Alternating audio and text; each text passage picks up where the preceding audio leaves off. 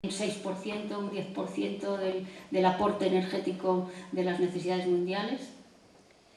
La energía fotovoltaica, la solar fotovoltaica, podrá ser económicamente posible, económicamente abordable. En este momento, 1 kilovatio hora producido por energía fotovoltaica cuesta 60 y tantas pesetas, ahora no sé la transformación en euros, mientras que 1 kilovatio producido cualquiera de las formas convencionales de energía está alrededor de 6, 8 pesetas. O sea que para que consiga competitividad económica tiene todavía un largo camino. La biomasa, ¿cuál será verdaderamente su potencial económico? El hidrógeno será verdaderamente un vector energético importante, llegará a serlo. Las pilas de combustible, que es una forma de utilizar el hidrógeno en los coches o en determinadas y pequeñas aplicaciones industriales, serán realmente una alternativa a la gasolina. Todo esto son cuestiones de carácter tecnológico que están encima de la mesa y que probablemente todas ellas van a ser respondidas con un sí. Yo no sé cuándo, si dentro de 30 años, de 20, de 50, de 60, pero estoy segura de que todas estas cuestiones tendrán un sí como respuesta tecnológica. Sin embargo, todo el mundo es consciente de que todo este aporte de la tecnología no va a ser suficiente. No va a ser suficiente si no hay un uso racional de la energía. Y ahí verdaderamente es imprescindible la aportación de todos. Y se va a hacer imprescindible un cambio en los comportamientos sociales e individuales. La disminución del consumo energético no es un tema fácil. Hay actualmente varias formas de actuar para intentar conseguir esta reducción del consumo energético. Algunas son tecnológicas, es decir, va a haber un gran desarrollo de normas, de estándares, de ayuda a la innovación, de manera que podamos utilizar una lavadora que consuma menos en lugar de una lavadora que consuma más, o un sistema de aire acondicionado que consuma menos en lugar de uno que consuma más. Todo esto, hay unas actuaciones en la legislación que van a poner determinadas normativas a los objetos tecnológicos de manera que se reduzca el consumo, pero eso tiene un límite. El otro es actuar sobre los precios. Hoy día la energía es barata y como es barata nadie se preocupa por la factura energética, es decir, la factura eléctrica de una economía doméstica no pasa de ser el 5% de sus gastos familiares. Entonces, nadie se preocupa por apagar la luz o por poner unas bombillas de bajo consumo porque no es representativo. Habría que poner precios a la energía que realmente fueran representativos de un bien escaso. Pero, efectivamente, el precio de la energía repercute extraordinariamente sobre la actividad económica y todos los gobiernos se resisten muchísimo a modificar los precios de la energía. La tarifa eléctrica ha sido siempre una herramienta del control del coste y de la economía. Por consiguiente, la política de precios tendrá que ser adecuada, tendrá que ser coherente, sin demasiado coste para la economía, pero que incentive también el ahorro. La gestión de la demanda, como decía antes, mecanismos más eficientes de organización de la distribución, evitar pérdidas en el transporte de la energía, etc., es otro de los aspectos, pero lo más importante es actuar sobre los consumidores. Y los consumidores necesariamente tienen que ser motivados de alguna manera, y esa motivación pasa por campañas importantes de concienciación, de información, porque es cierto que se ha comprobado de que la sociedad no es consciente, verdaderamente consciente del problema energético. Oye hablar del problema energético, pero no sabe lo que realmente representa y lo que significa. Ha habido encuestas en que, por ejemplo, la energía no se asocia al transporte. Parece como que son dos cosas diferentes. El transporte no es energía y el transporte es una forma más de consumir energía. Entonces, estos conceptos que la gente normal de la sociedad no tiene imbuidos, pues es necesario que se cambien y de alguna manera este es un foro que creo que mayoritariamente está compuesto por muchas personas del mundo académico, en el que probablemente hay un eco y una amplificación de estas cosas si cada uno transmite estos conceptos a sus alumnos o a las personas con las que realmente tiene alguna influencia social. Es necesario concienciar verdaderamente que el problema de la energía es un problema de todos y que todos somos responsables en resolver el problema de la energía. La sociedad tiene que estar implicada en la solución de los problemas. Hay una incongruencia en que la sociedad demanda energía en todo momento, protesta muchísimo si un día tiene un corte, si un día hubiera restricciones de gasolina, protestaría muchísimo y, sin embargo, se resiste a aceptar las soluciones técnicas. Casi cualquier forma de energía, casi cada empresa que quiere construir una torre de transformación o una planta esa de alta tensión, etc., tiene un rechazo social. Existe un gran problema para construir infraestructuras energéticas, para construir nuevas plantas. Casi todo el mundo quiere que se construyan, pero desde luego no en el jardín de su casa. Y este es un problema que la sociedad tiene que afrontar de alguna manera. Y necesariamente tiene que haber un cambio en el paradigma de nuestro nivel de consumo. Estamos viviendo en un modelo de consumo absolutamente de despilfarro y eso necesariamente tiene que cambiar. Ese paradigma del despilfarro hay que cambiarlo por un cierto paradigma del ahorro y eso es absolutamente imprescindible. Y luego hay que ser consciente de que la responsabilidad no solo es institucional, no solo es de las empresas, es también responsabilidad individual. Las instituciones tienen una gran responsabilidad y tendrán que influir por ejemplo, en el modelo de ciudad que queramos, en el modelo de transporte público que queramos. Evidentemente esa es una responsabilidad de las instituciones. Las empresas tendrán que ser responsables en su actividad, pero cada uno de nosotros también tendremos que ser responsables en nuestro papel de consumidores. Y por último, solamente decir que, tal y como afirma el Consejo Mundial de la Energía, sin una comprensión amplia y extendida de las implicaciones por los pueblos del mundo, no es fácil ver cómo los gobiernos nacionales o las organizaciones internacionales estarán en condiciones de formular e implantar los marcos económicos, legales, regulatorios y administrativos que se requieren para devolver al mundo a un sendero de sostenibilidad. Me gustaría que esta reflexión quedara como final del debate y lo siento haberme extendido en cosas probablemente tan genéricas y no haber entrado en detalles de las participaciones de cada una de las tecnologías, pero o quedamos para otro día o lo tenéis en la conferencia escrita. Muchas gracias.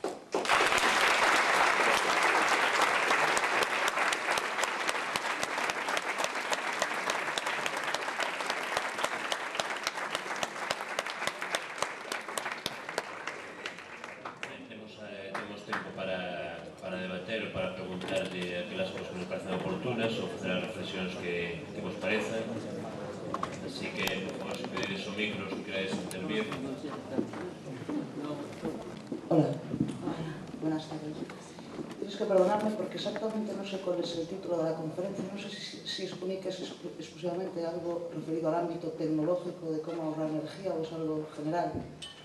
El título era genérico, el título es Energía y Desarrollo Sostenible. El enfoque puede ser absolutamente variado. Es que me da la impresión un poco de que esto es como el plan hidrológico, ¿no? Que se empiezan las cosas siempre al revés. Es decir, hay soluciones de carácter técnico, soluciones de carácter político, pero las soluciones de sentido común pues no están presentes, ¿no? En el caso del tema de la energía, como tú muy bien dices, la sociedad no es consciente del problema de la energía. Entonces se intenta tener una sostenibilidad económica, pero no es posible ni con los combustibles fósiles por compra de derecho de emisiones, ni por el cambio climático, no es posible con las energías alternativas. Total, la única solución es la energía nuclear. En fin, sería la única solución viable para ser un país que sea competitivo a nivel comercial y que no emita Kioto. En segundo lugar, se pide una sostenibilidad a nivel social que no es posible porque si tienes que ser un consumidor responsable realmente acabas bastante deprimido. Porque yo, si me gasto un dinero en comprar una lavadora de bajo consumo y tengo una carballera de 3.500 metros, ya cumplo con Kioto, pero por favor que los señores del frente de mi casa apaguen el alumbrado público de 5 kilómetros de carretera. Por otra parte, decimos las energías alternativas. En la cumbre de Río de Janeiro se dice que hay que sustituir los combustibles fósiles por energías alternativas, que yo sepa, en Galicia producimos bastante más energía de la que consumimos, pero en ningún momento se ha pensado sustituir las térmicas por las eólicas. Por otra parte, a nivel educativo me parece bastante deprimente también. Yo hablo desde la situación de educación. Yo soy auditora ambiental de profesión, aunque doy clase en bachillerato, y realmente pretender hacer una auditoría en un centro público que debería de ser un ejemplo de gestión en ese aspecto es tremendo. O sea, dar clase de ciencias de la tierra y medio ambiente en un centro de bachillerato es que es vergonzoso. O sea, porque es que la calefacción está a tope, las ventanas y las puertas abiertas todo el día, y es que no hay manera de que nadie entienda que hay que cerrar la paja de la puerta, ¿no? O sea, que es que hay cosas que son de sentido común, ¿no? O, por ejemplo, el tema de las pérdidas de energía, ¿no? Si se produce una pérdida de una energía que puede producir igual que una minicentral hidroeléctrica, pues entonces habrá que solucionar primero las pérdidas de energía. Lo que quiero decir es que estamos tanto pensando en las soluciones tecnológicas que es que nos las ponen como muy lejanas, ¿no? Es que las cosas tienen que ser como más cercanas, más locales, ¿no? Eso es lo que veo yo, ¿no? El tema, por ejemplo, pues esto, alumbrado público y todas estas cosas. O simplemente, por ejemplo, a mí me gustaría saber qué porcentaje de la energía que producimos los gallegos proviene de energías alternativas, cuánta nos sobra, y cómo puedo saber yo de dónde proviene la energía que consumo, cómo se puede llegar a diferenciar ese consumo, ¿no? Porque si no es demasiada exigencia para los pocos consumidores responsables, tienen demasiada exigencia, y los pocos gobiernos que hay tienen demasiadas pocas responsabilidades, porque las primeras son las cosas más evidentes. Yo me empeño en lo del alumbrado público porque es que me molesta soberanamente, ¿no? Por ejemplo, con el tema de la Agenda 21, a mí me preocupa lo de la Agenda 21. Porque es que la Agenda 21 se supone que las ciudades tienen que ser sostenibles, pero para esa sostenibilidad se supone que todos nos tenemos que ir a vivir a la ciudad. Entonces a mí me gustaría que alguien me dijera cuál es el futuro viable de Galicia de aquí a 30 años, en las Rías Bajas, con 300 habitantes por kilómetro cuadrado, y sin combustible para ir a trabajar. Bien. Entonces, claro, me refiero a que no tanta tecnología, ¿no? Que esto es como el plan hidrológico, que no quiero el trasvase, que primero quiero saber otras cosas, ¿no? Bueno, yo, vamos, has puesto tal cantidad de complicaciones que... Perdón, es que todo esto no ha acabado, porque sí. A todo esto con lo que llego es que desde mi punto de vista, antiambientalista quizás, no lo sé, pero si quiero una calidad de vida que se supone que va asociada a un desarrollo, con lo cual se supone que los productos tienen que ser con una producción a un coste bajo, que no puedo producir CO2 y que las alternativas no me sirven, abogo por la energía nuclear. Esa es mi cuestión. Ya, vamos a ver, has puesto, yo creo que el dedo en la llaga en todo, pero esas cosas que has dicho son probablemente extrapolables a cualquier otro debate. Es decir, las inconsistencias de la sociedad son absolutamente patentes, no solo en el debate de la energía, puedes hablar lo mismo de la sanidad, la educación, etc. O sea, poner de manifiesto las inconsistencias de la sociedad es algo absolutamente probablemente evidente, pero también necesario, porque una vez que uno dice las cosas en voz alta, esas cosas existen. Parece que si no se dicen en voz alta, las cosas no existen. Y efectivamente todas las cosas que has dicho son absolutamente ciertas. Precisamente yo podía haber enfocado esta conferencia y estaba preparada así para haberme centrado en el aspecto tecnológico, porque yo como técnica siempre confío en que el hombre ha sido capaz con la técnica de resolver los problemas que ha tenido por delante. Cuando realmente tiene un reto, le pone la imaginación necesaria y le pone los recursos necesarios para resolver ese reto. Y creo que a lo largo de la historia de la humanidad ha habido bastantes situaciones que el hombre ha sabido resolver sustituyendo unas tecnologías por otras, resolviendo un tema, abandonando una cierta actividad por otra alternativa, y lo ha sabido resolver. Y sin embargo, ante un debate tan amplio, en el que podíamos haber estado hablando varias horas y un tiempo reducido, yo creo que me he centrado más en otros aspectos que en el puramente tecnológico. En el sentido de poner de manifiesto que la tecnología no es la única manera de resolver el problema energético, y no solo es que no sea la única, es que no debe ser la única, porque no será posible, siendo la única, resolver el problema energético. El cambio del comportamiento social es absolutamente necesario, pero el cambio de comportamiento social no se hace de la noche a la mañana. El cambio del paradigma de comportamiento de una sociedad es un cambio de generaciones. Y lo que no es coherente es decirle a los chicos que no consuman energía y ponerles el teléfono móvil delante de la nariz y con toda la publicidad del mundo anunciando coches que van a 160 km/h y promoviendo la competitividad y promoviendo el tiempo libre y promoviendo el consumo, porque es una incongruencia social. Como tampoco es posible aceptar que estamos promoviendo un consumo razonable y racional de energía y estamos construyendo a 2 kilómetros de Madrid un centro de diversión donde se reproduce un clima invernal y se puede esquiar en pleno verano. Eso es una herejía, absolutamente. Es un pecado mortal desde el punto de vista energético, porque estamos gastando una cantidad de energía tremenda para producir hielo en el mes de agosto en Madrid, cuando es absolutamente ocioso eso. No es nada, no mejora la calidad de vida de nadie. Pero tenemos una sociedad que es así, y que la forma de cambiar la sociedad no es inmediata, y cada uno tendrá que aportar su grano de arena para hacer el cambio social. Las instituciones, que son responsables en una gran medida, pero la estructura social no les favorece demasiado, porque muchas de las instituciones se mueven por lo que los votos le dan, la opinión pública le pide, y medidas de racionalizar el gasto no son medidas generalmente bien aceptadas, no dan votos, no son populares. Entonces, hay muchos matices y muchos aspectos de la sociedad que influyen, son intereses contradictorios unos y otros en los que habría que actuar sobre cada uno de ellos. ¿Por dónde se empieza? Pues yo no sé por dónde se empieza.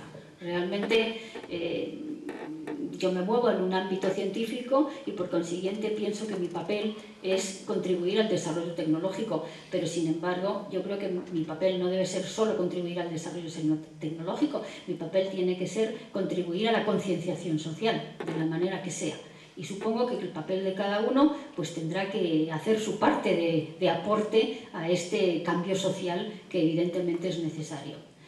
Y cosas del sentido común. Tú dices muchas veces, es que son cosas de sentido común, pero es que el sentido común no es el más común de los sentidos, como se dice normalmente. El sentido común no siempre es el que invoca el comportamiento social.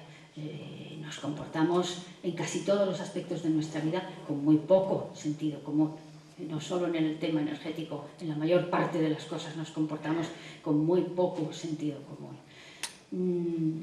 No sé cómo se puede cambiar eso, no sé cómo se puede conseguir que uno ponga luces de bajo consumo en su casa y que apague las luces cuando está viendo el alumbrado público encendido. Tienes toda la razón, es que no hay ninguna forma de motivar al consumidor con esas estrategias. Entonces, ¿por dónde empezamos a actuar? ¿De arriba abajo? ¿De abajo arriba? Yo entiendo que hay que hacer las dos cosas, es decir, las instituciones tienen que actuar de arriba abajo, tienen que poner normativa, y un ejemplo de la dificultad de actuar de arriba abajo en los temas que tienen cierta implicación social es que, por ejemplo, el protocolo de Kioto, un ejemplo que lo tenemos encima de la mesa. El protocolo de Kioto, hablamos mucho del protocolo de Kioto, la Unión Europea ha sido una promotora y defensora a ultranza del protocolo de Kioto en contra de economías tan importantes como las de los Estados Unidos, China o muchos países que están ahora en pleno proceso de desarrollo, otros países que están en pleno proceso de desarrollo, pero el protocolo de Kioto actúa sobre 6 sectores industriales. 6 sectores industriales que producen el 40% de las emisiones de CO2. El 60% de las emisiones de CO2 se producen en el transporte y en el sector doméstico. Y el protocolo de Kioto no ve la manera, o por lo menos de momento, no actúa sobre el transporte y el sector doméstico, porque es un sector disperso, con miles de actores, y es muy difícil actuar sobre ese sector tan disperso. Es mucho más fácil poner una limitación a una empresa y a decir, todo el sector de las papeleras tiene que reducir su emisión de CO2 en un 20%, y si no, a pagar una multa. Eso es fácil hacerlo desde las instituciones, pero ¿cómo impones una reducción en el límite de velocidad? ¿Cómo impones una reducción en el consumo de ordenadores, teléfonos móviles, aire acondicionado, etcétera, etcétera? Eso es muchísimo más difícil. Tienes que jugar con los precios, y los precios repercuten tremendamente en la economía. Si quieres subir el precio del gasóleo, inmediatamente está todo el sector agrario protestando porque se le ha subido el precio del gasóleo, y si subes el precio de la gasolina, la realidad es que es bastante inelástico el consumo de gasolina a la subida de precio. Sube la gasolina y se sigue consumiendo la misma cantidad de gasolina. Es decir, las cosas no son muy fáciles, no son fáciles, casi nunca son fáciles. Y a veces las cosas más fáciles que te parecen a ti de sentido común no son nada fáciles de implementar. No sé si precisamente porque casi nadie se comporta con sentido común. No puedo darte más respuesta a todo lo que has dicho, pero que la solución no es tecnológica, que la solución no es únicamente tecnológica, que el problema no es únicamente tecnológico, estoy absolutamente de acuerdo. No sé si he podido responder a algo de lo que has dicho, pero vamos, más o menos. Hay otra cosa que has dicho, y es que todo está mal, y entonces, o sea, ninguna solución es válida, y por consiguiente tenemos que recurrir a la energía nuclear. Esa es una aproximación muy simplista que no vale. El que no haya ninguna solución que por sí mismo sea válida no quiere decir que necesariamente tengas que recurrir a otra que tampoco es válida. La forma de resolverla es recurrir a todas en una proporción que sea óptima. Esa es la forma. Es decir, no quiero renunciar a ninguna, y voy a hacer el mix o la mezcla de la manera más óptima que pueda, o de la manera mejor que pueda, es decir, de la manera óptima. Y ese sería el objetivo, en este momento, mientras no tengas una fuente que suficiente, por sí sola, sea suficiente para cubrir todas las necesidades. Entonces, no basta con decir, bueno, pues es que como no me vale ninguna, pues tengo que recurrir a la nuclear. No, no te vale ninguna, pero la mezcla de todas progresivamente va a ir mejorando y cubriendo cada vez más objetivos. Esa es la manera de avanzar, no puedes avanzar de otra manera.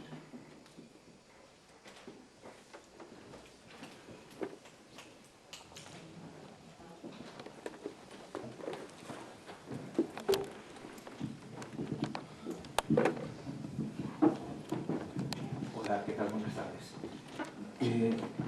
Hubo un momento de la conferencia, al comienzo, que planteaste el tema del desarrollo sostenible desde un punto de vista que a mí pues, me interesa particularmente, que es el de la desigualdad de los pueblos. Y me gustó cuando planteaste, aunque no sea patrimonio personal, el tema de que la sostenibilidad pasa por erradicar la pobreza. Bien, mi pregunta va un poco en esta línea y relacionada con el debatido protocolo de Kioto. ¿Realmente se puede conseguir erradicar la pobreza en los pueblos subdesarrollados con el sistema de compra de cuotas de CO2 a estos? Es decir, ¿no hay una cierta falsedad o una cierta mentira en la solución dada en Kioto de que los países en vías de desarrollo que tienen que cumplir unos límites en la emisión de CO2 puedan superarlos comprando a los países en desarrollo la emisión que ellos no realizan? Pues vamos a ver, a primera vista parece una incongruencia, o parece una, no sé cómo calificarlo, pero una insensatez, si quieres. Pero si lo piensas un poquito, no es tanto así. Los países en vías de desarrollo necesitan energía y necesitan incorporar formas de energía baratas y poco tecnificadas, como decía al principio, porque un país en desarrollo no se puede permitir el lujo de poner una energía muy cara ni de poner una energía muy técnica. Y lo vemos claramente en que nosotros dejamos los coches que consumen mucho y vamos a coches de poco consumo, y todos los coches de segunda mano que nosotros dejamos son los que se están utilizando en los países no desarrollados, porque todo el mercado de coches de segunda mano se está utilizando en países en vías de desarrollo, consumiendo muchísima gasolina, muchísimo gasóleo, contaminando muchísimo, porque es lo que nosotros ya no usamos, ya no queremos. Entonces, los países en vías de desarrollo que van a necesitar energía van a querer disponer de la forma de energía más barata, y a ellos el problema del medio ambiente para ellos no es acuciante, porque tienen el problema del hambre, que es mucho más inmediato que pensar en el medio ambiente. Entonces, ellos pueden intentar incorporar tecnologías energéticas que nosotros estamos abandonando por muy contaminantes. Entonces, si un país, como decía, el CO2 produce un impacto global, es decir, no importa que el CO2 lo produzcas aquí, en la China o en Afganistán, porque se acumula en las altas zonas de la estratosfera y por consiguiente el impacto es el mismo, lo produzcas aquí o lo produzcas allí. Entonces, si tú tienes aquí una producción de CO2 mayor de la que te autorizan y a ti te permiten que esa producción mayor la compenses construyendo en un país en desarrollo una central de generación o una industria que disponga de una tecnología limpia y que reduzca la emisión de CO2 en un porcentaje equivalente al que tú estás produciendo aquí, el impacto sobre el medio ambiente es absolutamente neutro. Quiero decir, es igual, lo produzcas aquí o lo produzcas allí, porque no es un impacto regional, es un impacto global. Por consiguiente, si los mecanismos de desarrollo limpio, que son estos que prevé Kioto, en que un país que no es capaz de reducir su generación de emisiones pueda compensarlos reduciendo esa generación de emisiones en otro país en vías de desarrollo, a mí me parece perfectamente válido, porque si no, esa tecnología la tecnología equivalente que hubieran utilizado en ese país en desarrollo a lo mejor habría sido muchísimo más contaminante y muchísimo más generadora de CO2. Si yo pongo un ejemplo muy claro, si fuéramos capaces para comprar un cupo de emisiones de CO2, quitar el 20% de los coches de segunda mano poco eficientes que se están utilizando en Cuba y sustituirlos por coches eficientes, desde luego que habríamos hecho un tremendo beneficio a la economía mundial del CO2, un tremendo beneficio. O sea que no sé si he sabido poner el ejemplo adecuado, pero no es una incongruencia. Yo creo que no es una incongruencia. Sobre todo es esencial para comprender esto, tener en cuenta que el CO2 da igual donde se genere. El problema es un problema global.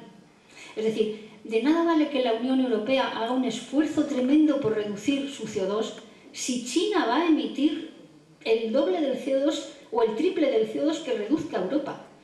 ¿Lo va a emitir? O sea, hay gente que dice, pero qué tontería que los europeos se esfuercen en reducir el CO2 si los chinos no lo han... Si con un chino ahora mismo emite por cabeza un tercio del CO2 que emite un occidental.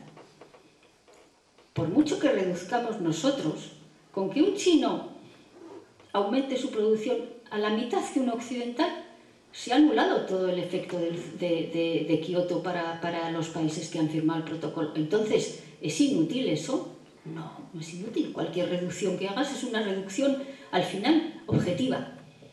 Pero, sobre todo, y la Unión Europea lo defiende más, y esa es mi postura personal frente a Kioto, frente a esto que se dice muchas veces de que es inútil, ¿para qué? Si total los americanos no lo han firmado, si los chinos no lo han firmado, si los indios no lo han firmado, que son los que realmente emiten más cantidad de CO2, lo que ahorre la Unión Europea va a ser el chocolate del loro.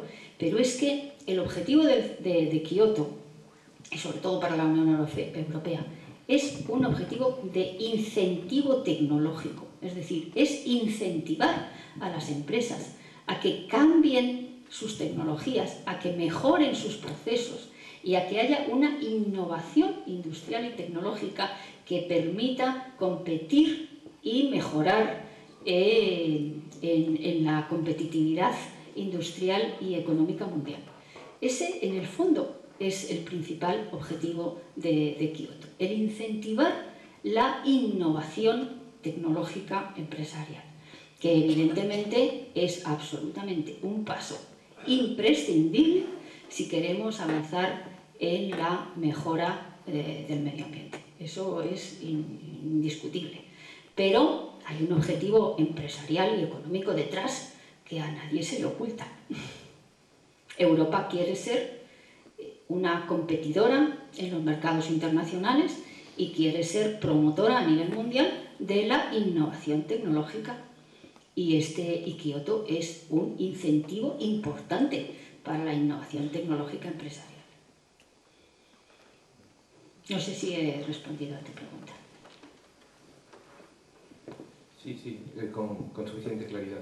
Quizá fuera una interpretación equivocada por mi parte con respecto a la compra de cuotas. Me conozco perfectamente lo que es el efecto invernadero y lo explico además.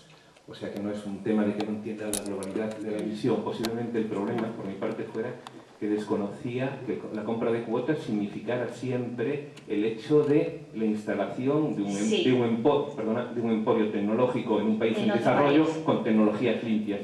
Yo no lo había entendido así. Sí, ese es el mecanismo, es decir, existe unos procedimientos administrativos que se están generando ahora, vamos, porque esto es una cosa bastante nueva, pero ahora mismo, para tú comprar cuota que te sirva como compensación a tu exceso de cuota nacional, tienes que demostrar que has invertido una cantidad equivalente en un proyecto limpio en un país en desarrollo. Y hay unas organizaciones internacionales que ya están autorizadas para certificar que efectivamente tu inversión ha sido en un país, en un proyecto limpio. Es decir, que lo que tú has invertido, lo que tú estás emitiendo aquí, se está reduciendo en una forma equivalente en un proyecto concreto en un país en desarrollo. Ese es el mecanismo que justifica la compra en países no desarrollados. Que se cumpla bien, pues se cumpla bien. Eso es ya otra cosa. Buenas noches. Yo no quería perder la oportunidad de tenerla aquí para que opine sobre un asunto muy concreto, muy local, que enlazo con la última parte de su conferencia. Si desde el punto de vista de investigación y el técnico, que es el que nos transmite, que a mí me ha parecido entenderlo, ¿no? Me ha parecido accesible, vamos, y no es un tema mío. Pero aludía al final como una parte que se escapa de lo meramente técnico y científico, que las respuestas han de ser integradoras, amplias, integrales, y se refirió pues convertirnos a todos desde el punto de vista individual en colectividad y en transmisores de educación medioambiental.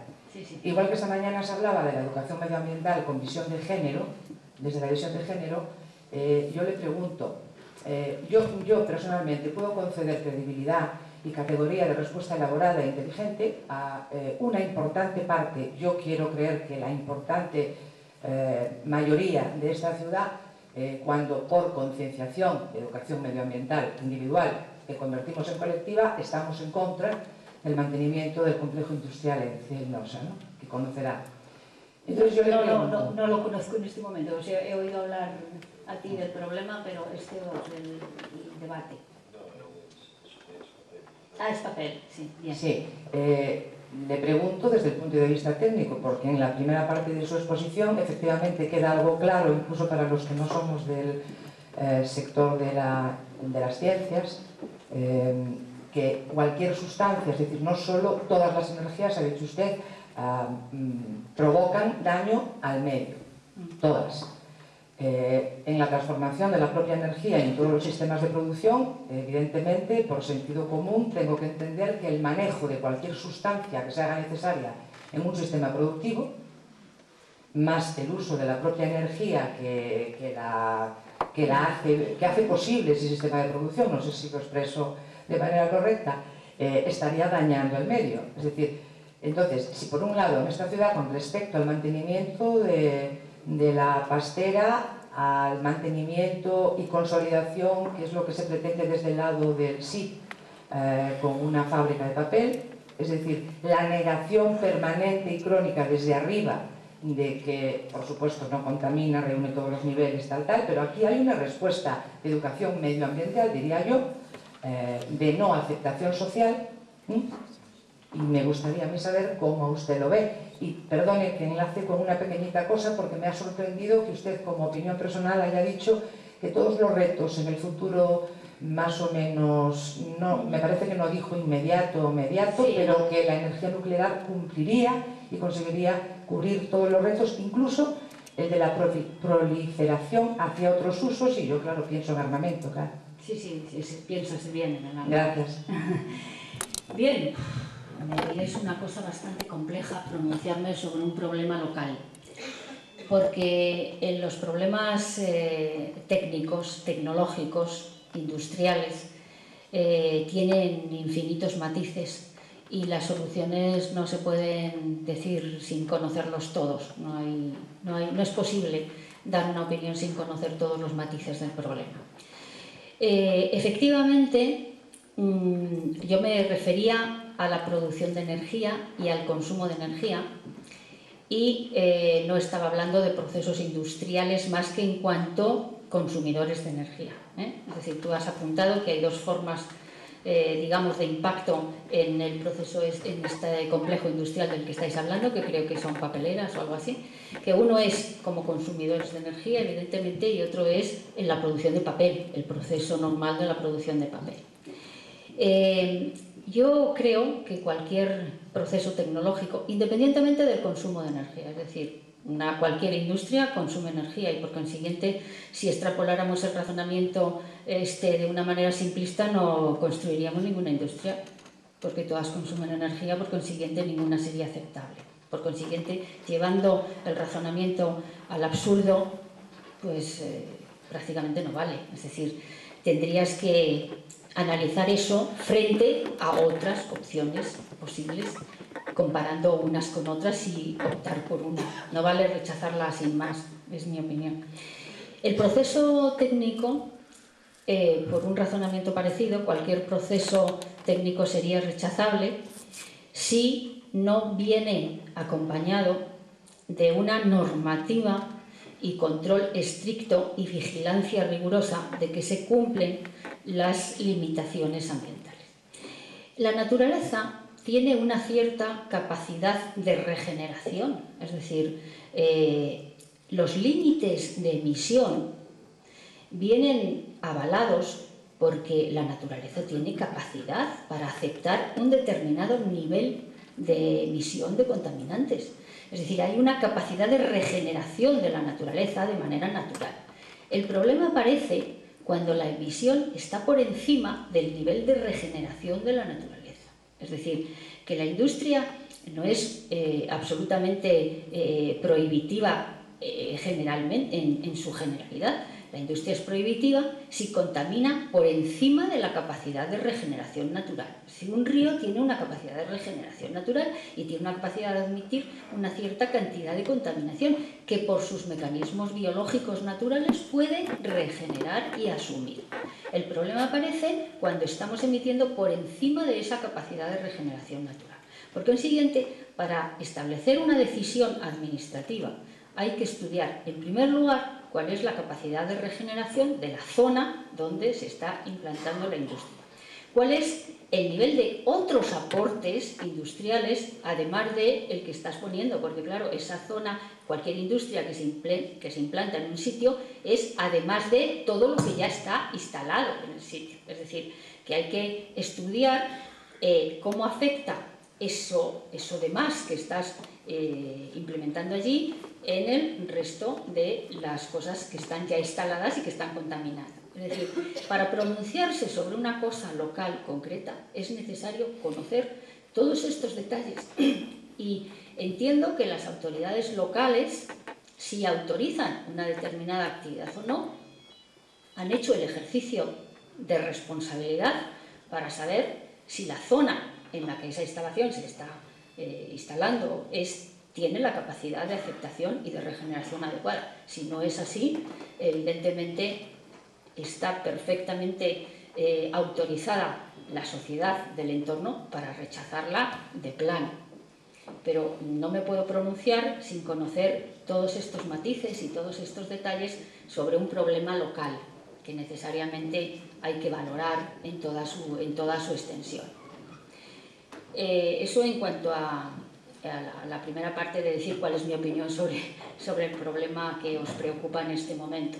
Entiendo que si el problema preocupa es porque se está instalando en una zona que ya a lo mejor está suficientemente afectada por otras industrias o por otras instalaciones y que se teme que exista un vertido o una emisión al medio por encima de estas capacidades de regeneración razonable que tiene la zona de admitir. Si eso es así, pues entonces razonablemente hay un motivo de rechazo, pero habría que asegurar que las autoridades locales no lo están tratando de la manera reflexiva, correcta y adecuada, que no la conozco.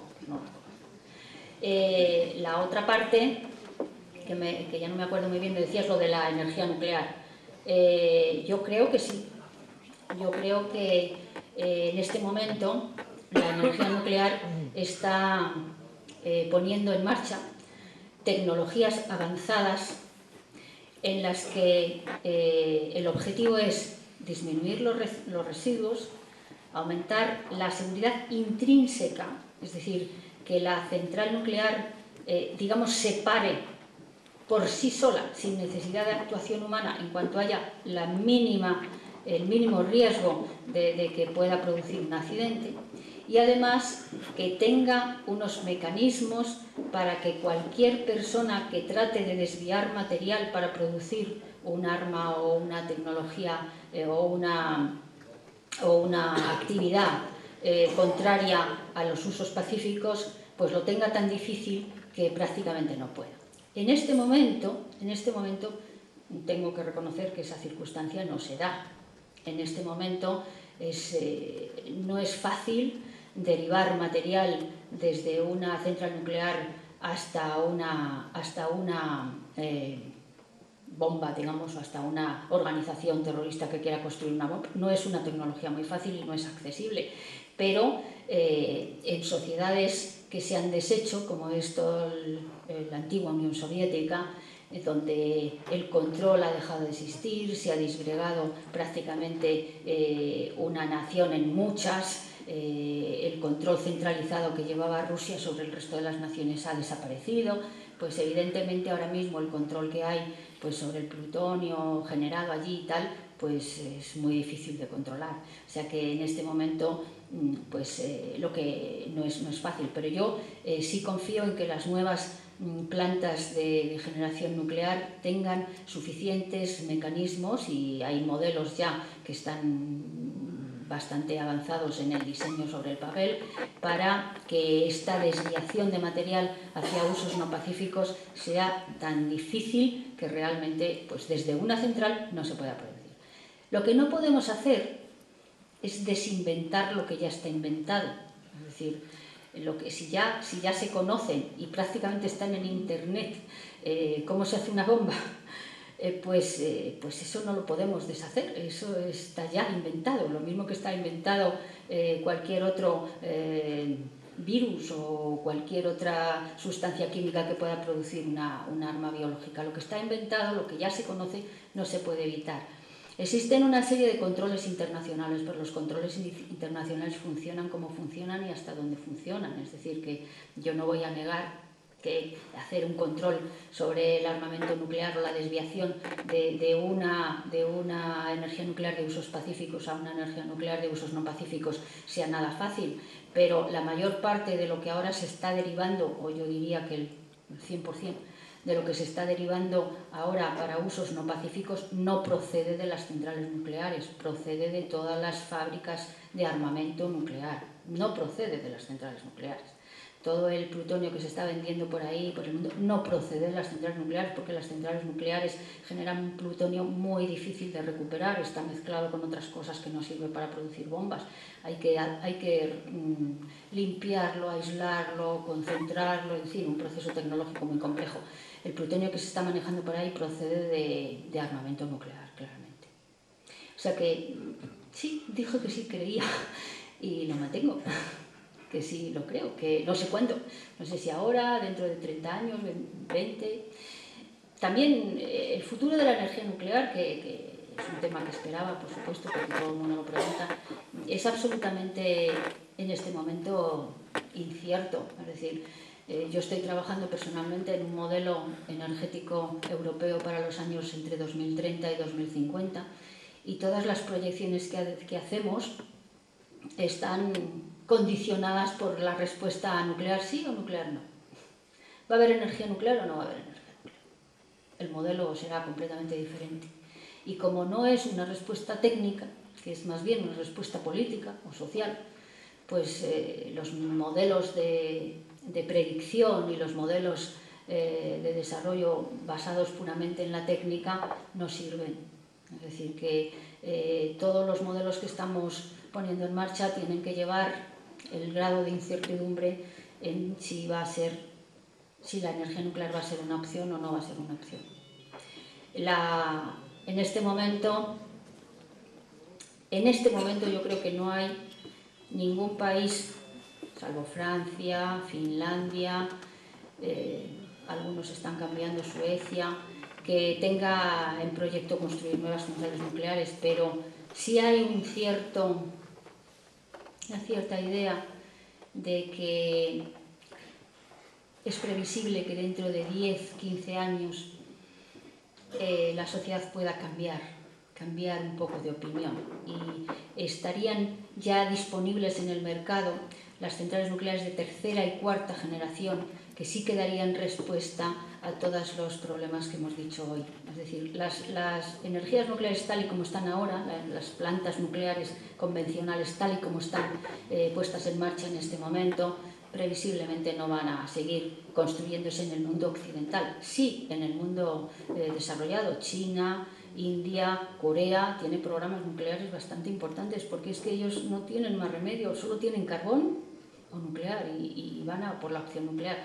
Pero en el mundo occidental no hay ningún país que ahora vaya a construir una central con una tecnología de las actuales.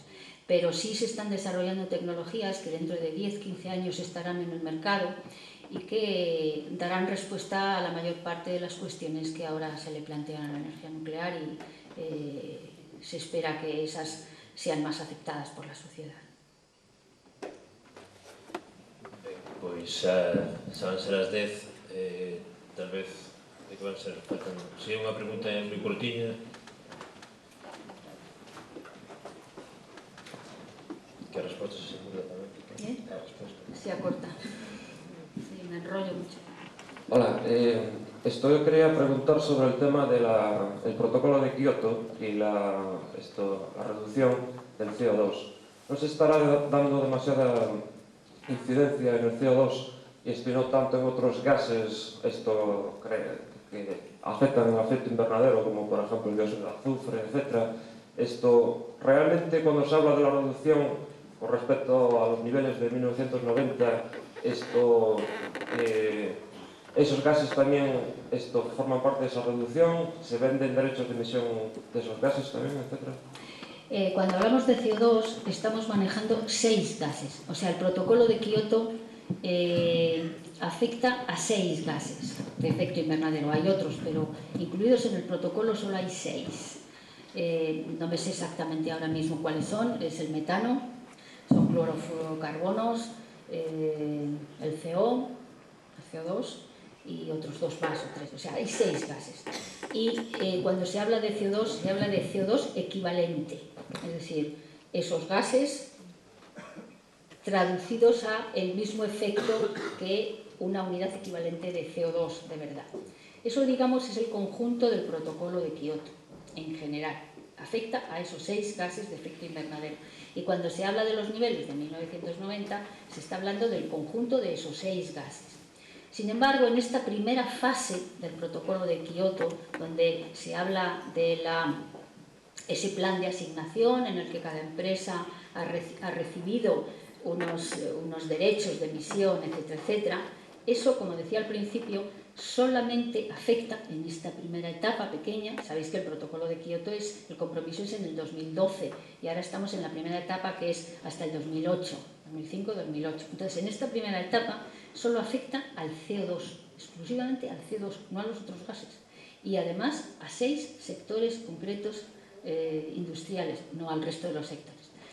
Ahora se está preparando ya cuáles serían las normas y los mecanismos adecuados para actuar sobre el transporte y la agricultura y el sector doméstico, que son, como decía antes, generadores del 60% del resto del CO2, y sobre los otros gases que no son CO2. Esto es como está el asunto. Ben, ahora sí que temos que deixalo. Agradecerlle novamente a Lucía Izquierdo a súa presencia, ademais sabendo que ven unhas condicións persoais complicadas, e a todos vos tamén, espero